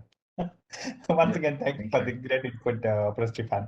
Now I would like to proceed with the largest private university and also the blended activity in Germany, the Steinbeis. So Professor Leumuller. So Professor Leumuller, the question to you. And being the largest private university, I'm sure there's a large level of international activities. And what is your experience with India? What is your experience before? Now, what this new normal is redefining your experiences? What you're looking forward to India? Yes, thank you very much for this question. And I visited India many times before the pandemic. What I have learned there that universities are very open for international cooperation. They are very open also to discuss projects. The challenge is then always how to bring it from the first level then to the second level, and then also to some real activities. And this is, I would say, one specific from Steinbeis, because we are not this normal university. We are always project related. That means there must be always then a project from industry research always behind. But what also the colleagues mentioned before, I would say this pandemic also offered some possibilities how to connect in a virtual way, and also how to conduct projects also in a virtual way. And what we have also learned in Germany, that companies are very open for programs, and also the colleague from DAED mentioned it, also for collaboration in a virtual way. The point is always how to connect the Indian students directly with the German companies and also activities, I would say. And I would say the pandemic also offered a very, very good possibility, especially now to increase also these virtual programs.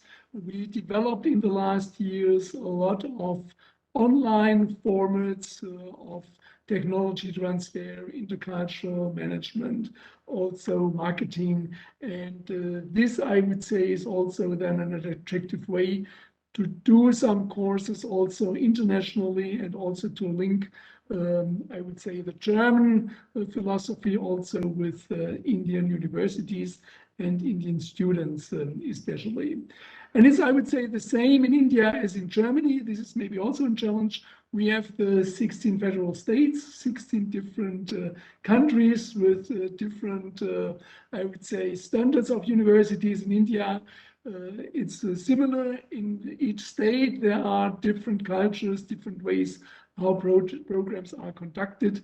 But I'm really impressive. I was impressed that even there are a lot of universities focusing on traditional learning, there are also very innovative companies with a close linkage to industry, and also to link the education with real projects. Therefore, I would say there is a good starting point now to continue, and hopefully after pandemic, we have the possibility to visit and also to go further in the activities. Absolutely, Professor. We are looking forward to conduct the next German delegation to India also soon. So I think as we have started with already good news, students are coming now. Maybe in 6 months, we can also plan the German delegation to India to explore more education bilateral activities. Thank you very much. And now I would like to move to listen from Professor Veit to understand about the applied sciences perspective. So Professor Veit, this question to you. Of course, the University of Reutlingen is very well known. And also, of course, you as a person very well experienced in these international activities. So what are the new trends in these activities, Professor Veit, and also what are the different adoptions you are observing during this pandemic? Thank you very much. I hope you can hear me now. It's a very good question, Raj, because this is something we discussed already when you came to our campus recently with Arnold Spitta.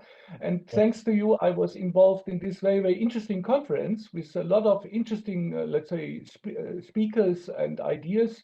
And I can tell you one thing, internationalization is a never-ending process. First, I was publishing in I did a lot of publications in internationalization. I thought internationalization is a perpetuum mobile, but that's not true. You always have to improve. You always have to change. You have to renew your ideas. At the moment, I'm working as the university executive on, let's say, internationalization 3.0, because we have to change completely after this experience in the pandemic time. So we are discussing new models at the moment, how we can use digital hybrid face-to-face, let's say, lectures, less travels because of carbon dioxide issues. We have a green state government, a green-led state government in Baden-Württemberg. Reutlingen is close to the Stuttgart area. We are University of Applied Sciences with focus on engineering, business management, informatics, and design. And a lot of things I've heard today is exactly what we are doing and what the Indian counterparts explained to us. We care about employability of our graduates in engineering and in business. So we are in close contact to the companies. All of us have worked in industry, have a good experience in industry, and we are keeping the contacts. We are doing, of course, laboratory education. This is, let's say, only online, not so easy. This you can imagine. I think you have engineering background as well. So we need to have as well these social skills developed besides these, let's say, skills in engineering, business management. And this is so important to go back, if any possible, to face-to-face lectures. This is the added value we can offer to our graduates. They have social contacts. We want to create an international world microcosmos on our campus in our city. And this is something I'm dreaming of. You need a vision. And the vision is, I'm trying to realize that since 30 years that we have that. We have normally 90 to 95 nations on campus. Students are not only learning from professors and in the laboratories, they are learning from each another as well. That's the spirit. And this brings networks which last privately and professionally the whole life. I have experiences I had a lot of experience with Indian students who did MBAs, let's say, in our university. This was a very, very interesting thing for me as well as a professor. And of course, the links to companies are so important because the employability needs that we need the input of the companies, which skills the graduates needs in order to work successfully in these companies. And you know, I'm coming from the southwest of Germany, where we are deeply depending from exporting of our goods. We don't have raw materials. As I heard today, we have to use our brain, we have to do inventions, we have to make that into products, and then we have to sell the products. And this is something we can work together, because I see a quite interesting development of India in the future. Of course, this is known. And why not working together? And in this field, we have to find something which is really important. Today, it was a very good idea, but I want to precise that. Dialogue is key for international cooperation in higher education and between universities. We have to meet. We need people like you to bring us together. We have to find solutions which are good for both sides, a win-win situation for Indian institutions and German institutions. We need as well this idea that we have to change constantly. There was a slogan from DAED when I was in the board, change by exchange. So the exchange of possibilities bring new ideas, and this is inspiring. I've traveling to a lot of places in the world. I've always seen very good solutions in other countries. And this is why I think we should go on, that people can meet physically and live together, work together, study together, and research together. I think that's what we should do between Germany and India. Wonderful. Wonderful, wonderful, Professor Fight. I mean, yeah, this slogan, I think we should repeat several times. Bring change by exchange. Absolutely. I mean, even the German Varsity, when we are talking about the Indian universities, creating this kind of ecosystem, we really would like to invite some 100 best universities, interested universities, private and public, to come forward to actually create this kind of ecosystem. Absolutely. After this pandemic, you said whatever the ecosystem actually we are creating and the mini campus or whatever you are creating, I'm sure India is going to be having a good part of its cake for sure, and will be definitely going to participate. Thank you, Professor Fahd. And then again, I would like to go back to hear from the Indian context from the Mr. Aman. So Mr. Aman, this question to you. So you already mentioned that you have more than 200 universities collaborations and several international activities. And what is your view on impact of European and German collaborative activities? And what is your suggestion to German university partners in order to have more healthy bilateral relations in education with India and sustainable to make quality processes? So over to you, Mr. Aman. So, Raj, thank you once again for putting this interesting question to me. As rightly said, we have been working with 200 universities across the globe. Unfortunately, we have not been working on a very large term with the German university, though we have 5-6 good partners in Germany. But I think definitely we need to expand that. And what we have seen is that though there is a keenness from both Indian side as well as the German side, but I think because of the lack of opportunities or the platform like this, what we're using today, there is not enough communication between both the sides. Definitely, I would request CII, Germany, the Indian Embassy in Germany to initiate such dialogue as we are doing today, and more one-to-one basis. If Raj, with your network, with you working with CII in the Indian Embassy, if we are able to set up the joint calls between Indian good universities and the German good universities who understand internationalization, who have the patience to set up the programs, who have the farsightedness to deliver the internationalized programs, I think that's what is needed to strengthen the bond that could be built up between the universities. As rightly mentioned by Dr. that, it's bringing the change through exchange. We need to exchange not just the students, but the ideas at the first point. And for that, we need to set up those platforms where those ideas could be exchanged so that we can bring the change of bringing the universities together. Number one. Number two, I think India has a lot of opportunities of even receiving the students and sending the students. I think in both these sides, with respect to German, we haven't reached the threshold. I mean, I still see there's a huge interest of the students to go to Germany for higher education, but I think there's a lack of, I would say, a right marketing for that area.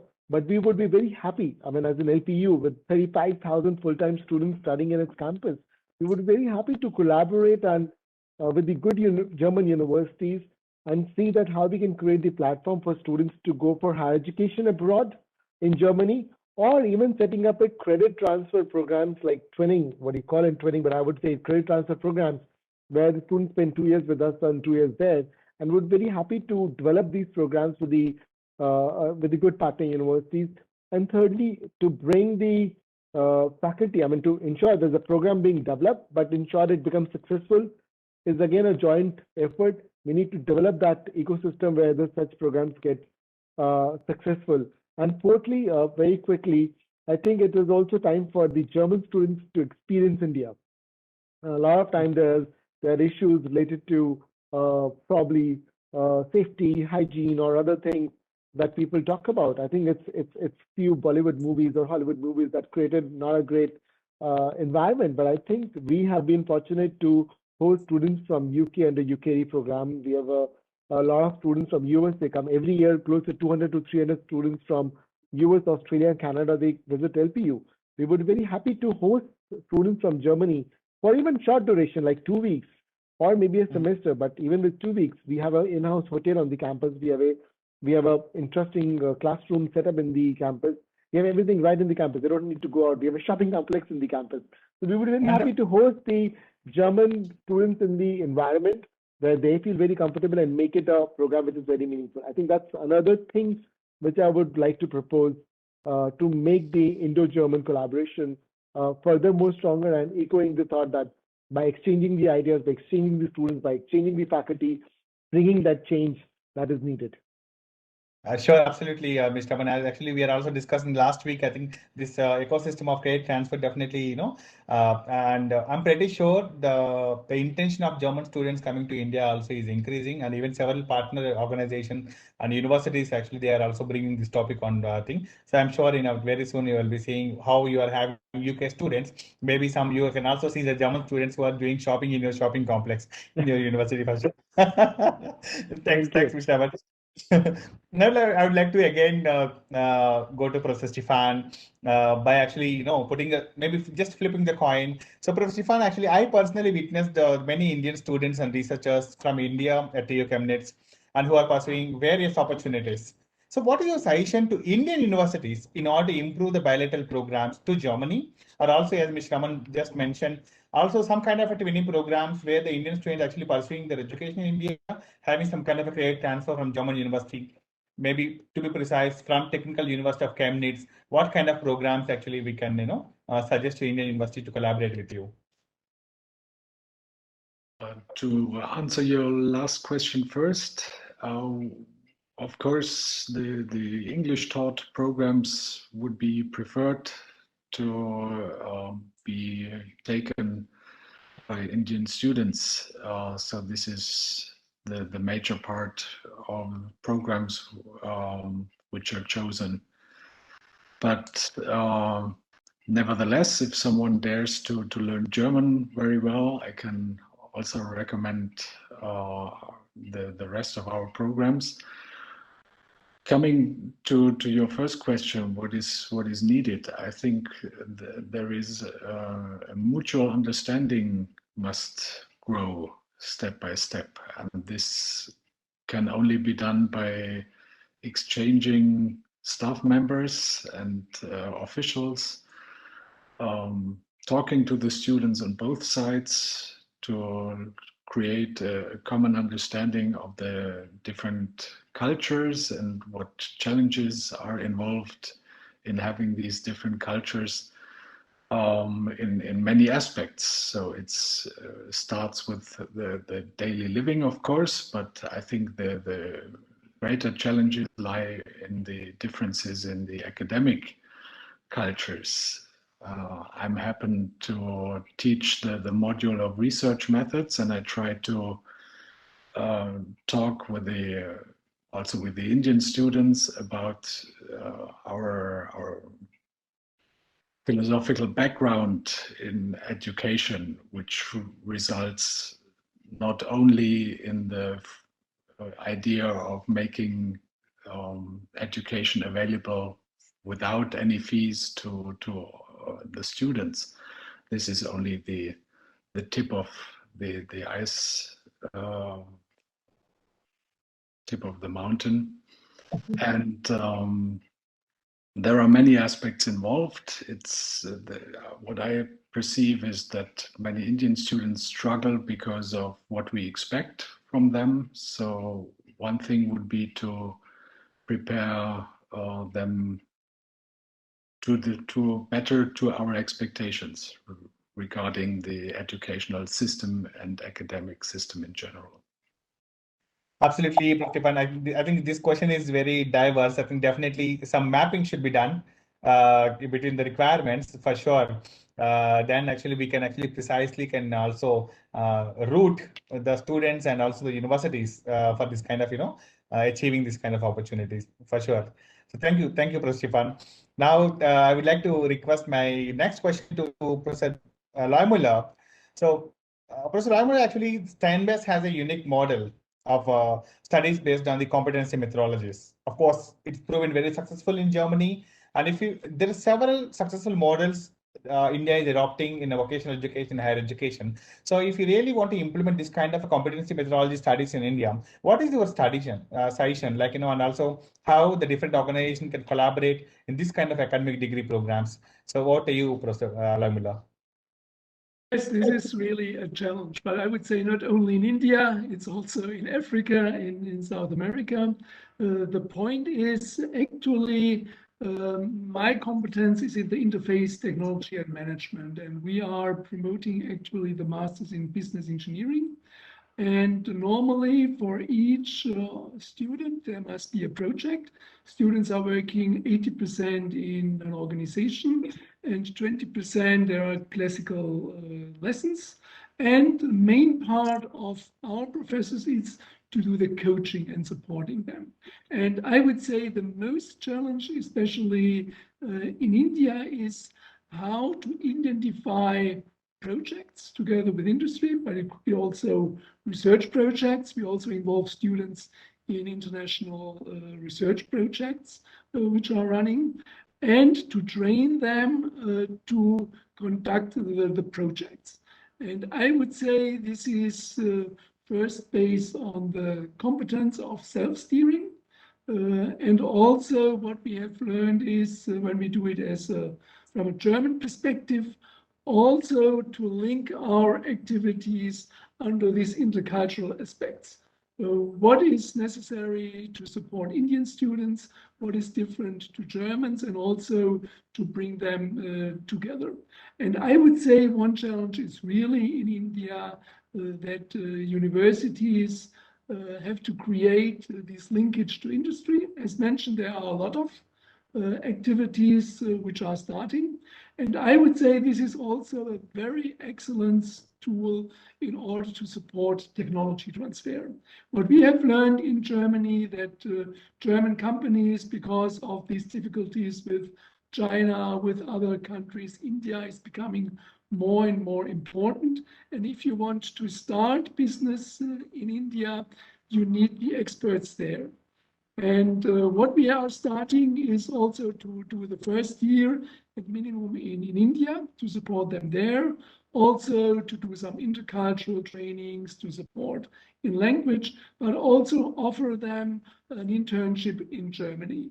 But this depends then also how, I would say, open the Indian students are to come to Germany and how open German companies are to host then an Indian student in their company.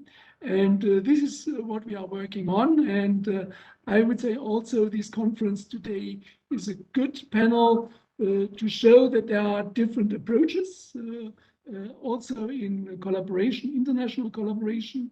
As mentioned, the Steinbeis approach is really always the project-oriented approach. And this is again what I try to discuss also with the Indian colleagues. What is possible, what is not possible, what are the limitations, is it necessary to start an internal project in the university, in the faculty, in a specific department, and how to link it then step by step to an industry sector.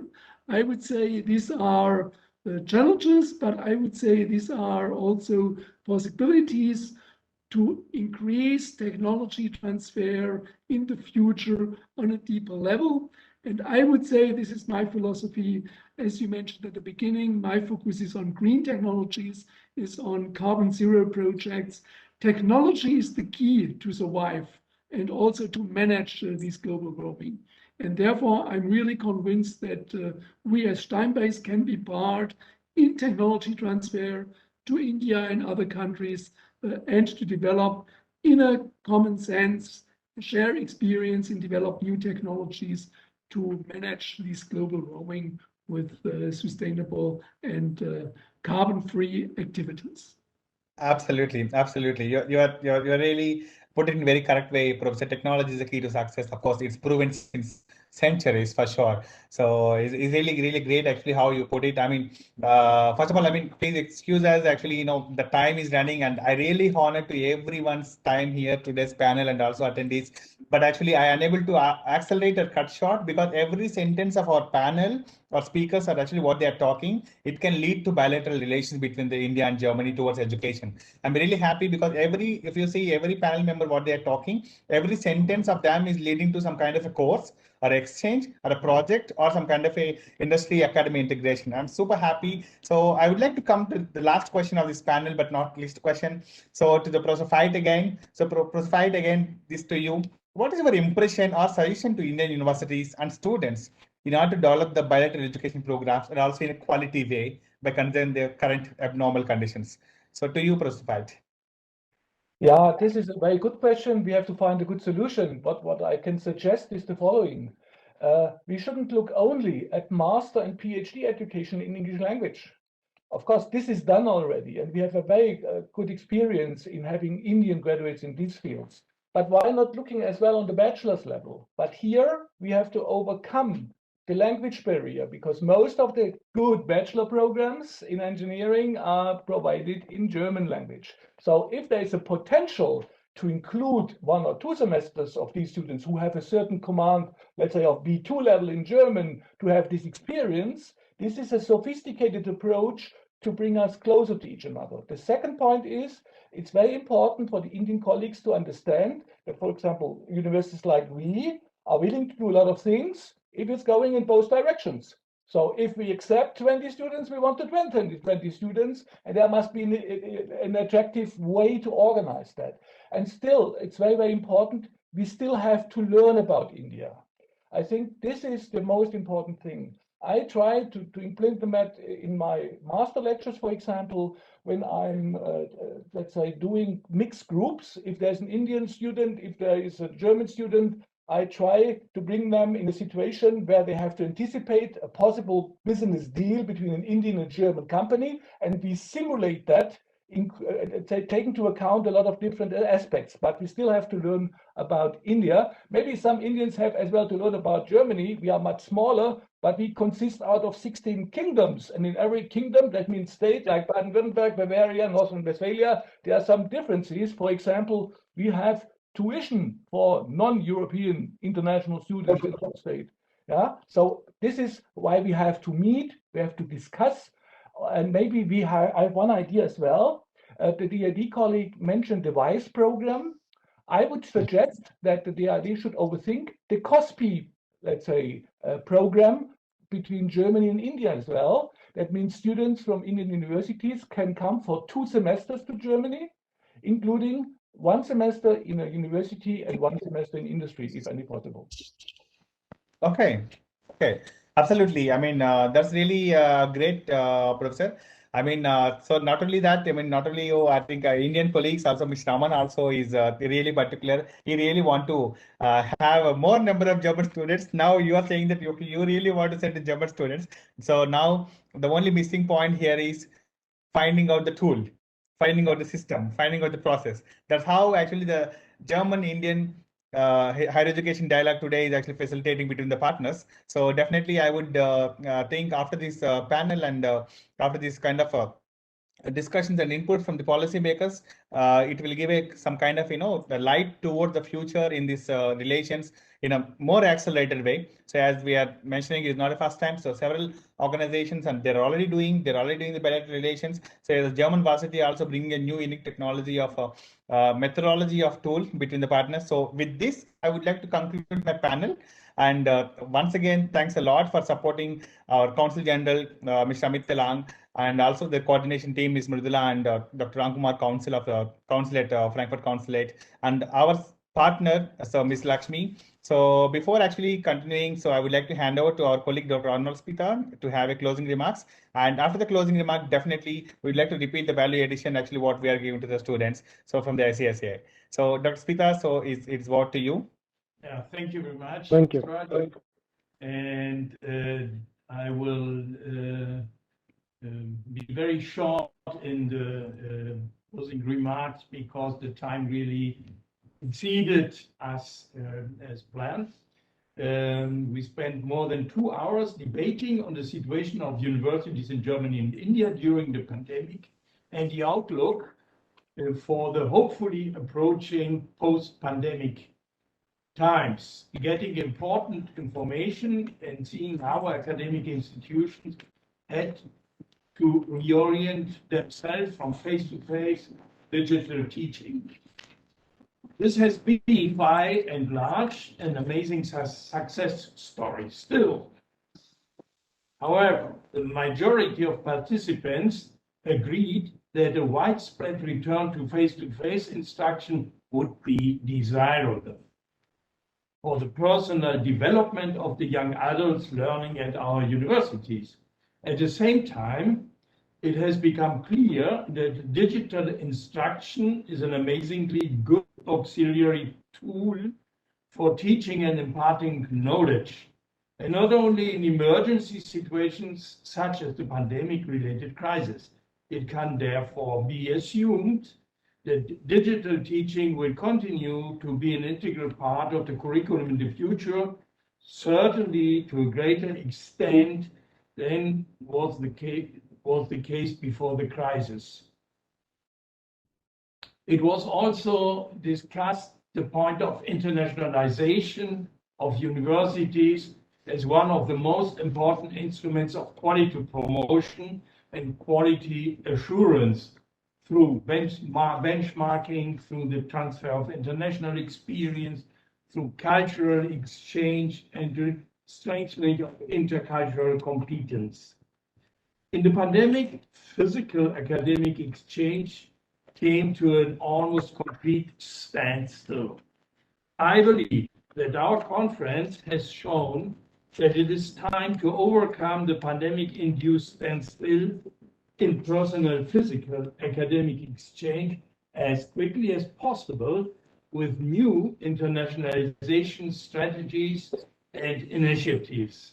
Therefore, I was particularly pleased that two renowned Indian universities, the Amity Consortium and Lovely Professional University, have explicitly expressed their interest in cooperating with German universities to provide their students with new or expanded opportunities to broaden their knowledge and experience through an international dimension. And the same also, we heard it from the representatives of German universities participating. In this sense, I hope that some important impulses will emanate from the conference that will lead to increased cooperation and expanded academic exchange between India and Germany. In conclusion, I would like to thank you all, particularly the Indian Consulate General, the representatives of Indian national and state government authorities, the representatives of the German Rectors Conference and of the German Academic Exchange Service, as well as our special guests and experts in higher education and participants from German and Indian universities. And as also mentioned, very especially to Ms. Lakshmi Mohan for a great role in co-organizing together with Mr. Vangapandu the conference on behalf of the Confederation of Indian Industry. Once again, thank you for your support and enthusiasm. I hand over to Mr. Raj. Thank you, Dr. Arnold, for this wonderful closing remarks. And before we closing, so we'd like to happy to invite to show our event partner CII once again to give a value addition to the students in Germany and students coming to Germany. So IT team from CII, please proceed.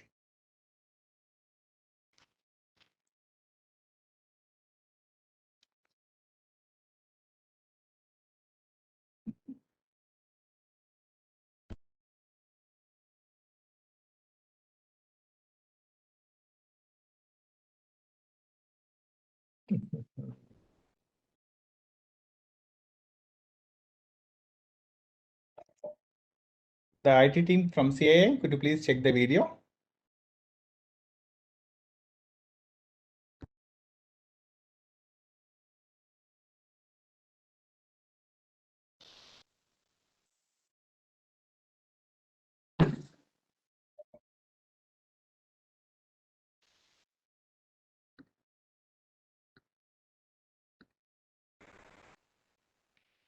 Okay, look like there's some technical glitch. So anyways, so once again, thank you to all the guests and consulate and great support from Ms. Mridula, Dr. Ramkumar, and also Dr. Amit Telang for their great support. Yeah, now we can see our partner video, please.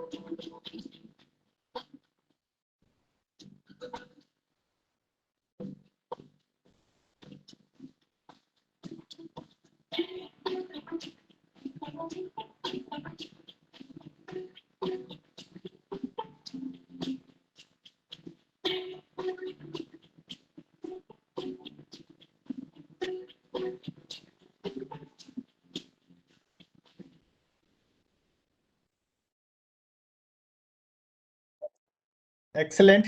Thank you once again to all and for the esteemed speaker from the central government and also state government and also the German government authorities and the bodies here. And very sure we have a very excellent participant, more than 400, spent 2 hours. And please don't consider I did a bad part as a moderator, but I consider the results will be coming out of these sentences. The next thing will be like very soon we are going to see the announce the results of this conference as a bilateral relations between both the countries. And once again, thank you. And with this note, we'd like to conclude. And thanks a lot for your time. Looking forward to see the wonderful operations in education sector between both the countries. Thanks once again. Mr. Dash, thank you. Thank you, Ms. Mridula. So thank you, Ms. Lakshmi. Thanks a lot. Thank you to everyone.